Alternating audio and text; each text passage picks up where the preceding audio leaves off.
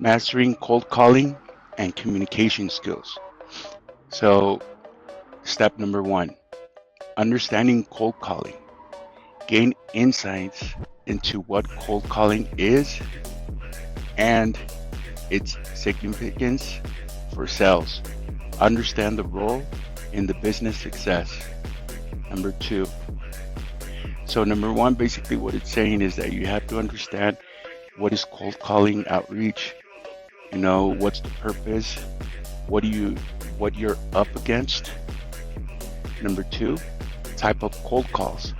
So there is a difference between B2B and B2C.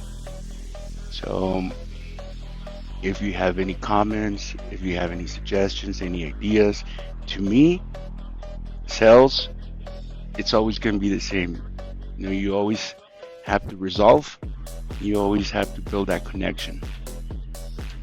So number three, key communication techniques.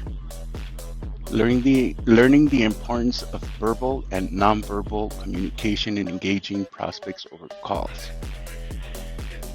Basically, when you are taking calls, you can't see the customer, they can't see you.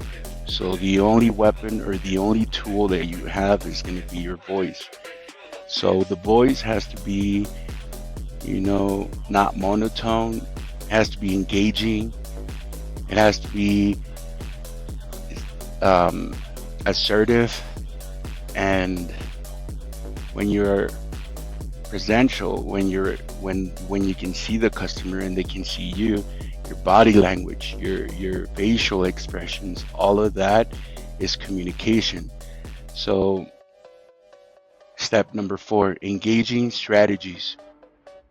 Explore techniques to capture attention and handle objections effectively. So when you're going to engage to the customer, whenever they say, whenever you hear an objection saying, I don't have enough money, and then, you say, hey, how much have you spent in the last trip? When was the last time you went? Try to make them seem that regardless if he's going to take a trip, he has to invest, or she. The thing here is that you're going to help them get a better offer. Why? Because when you pay up front, when you plan ahead, we can get better pricing, we can get better options. Number five, role-playing exercises. When you have a big class, when you have, an outliner, that has not been meeting or exceeding expectations, you have to role play with that person. You have to build pressure, you have to make them feel like it's a real call. So those techniques in calibration and role playing is something really fundamental. Continuous improvement. Set up feedback loops. Like I mentioned, you have to give feedback. If feedback is not given, and it has to be constructive feedback, because that's the gap between growth and learning your mistakes and improving. Mental resilience. So you have to go ahead and make them realize that it's okay to be rejected. It's okay for someone to say no. You just have to uncover that need, why that person said no. Cognitive performance techniques. Whenever someone gives you an objection, right away you have to remember what the customer opened up, what their pain points are. That way you're using your cognitive thinking. So you have to effectively set goals in cold calling, effective follow-ups. Can't close at the first call sometimes. Action framework or high-performing agents. When you identify agents that they're always meeting or exceeding expectations. So how do you work with these agents? So Agents, they already know the skill of selling. So now the thing here is that we're going to go ahead and skill them up. Agents should prioritize collecting data points that directly impact their individual goal and overall company objective, ensuring relevance and focus.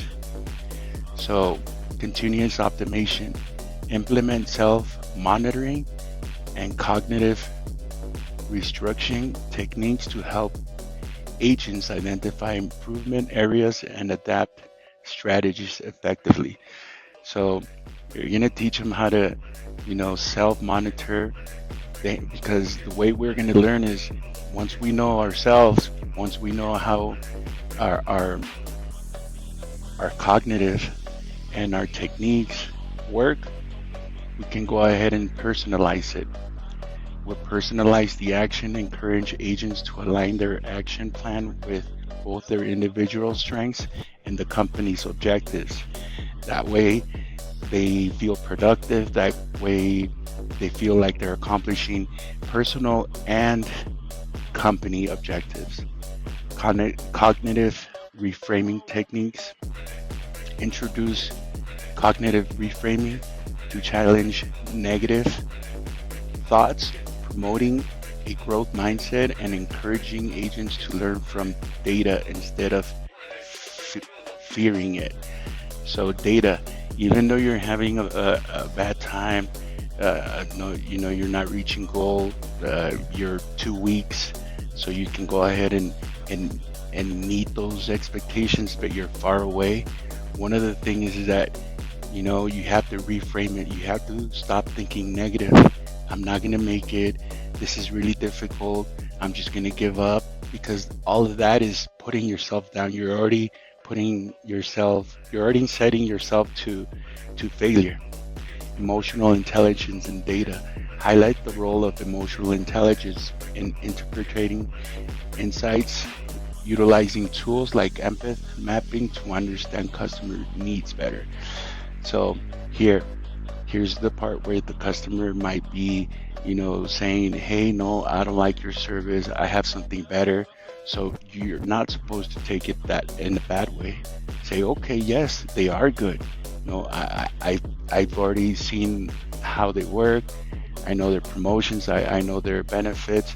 This time you're going to reframe it, and depending on their needs, you're going to go ahead and promote your product or service. That way it's more effective. Franchise. So we're going to market reach phase 1, legal and financial insights, business model adaptation, intellectual property safety. Franchise system development. The franchise agreement, operation manual, training program, marketing strategy. Franchise launch and support process. Here are the 5 steps: franchise sales and recruiting, franchise opening support, ongoing compliance updates, key success factors, commitment to transparency. Next step is learning. Encourage active engagement, feedback collection, and goal settings to enhance your cold calling communication mastery.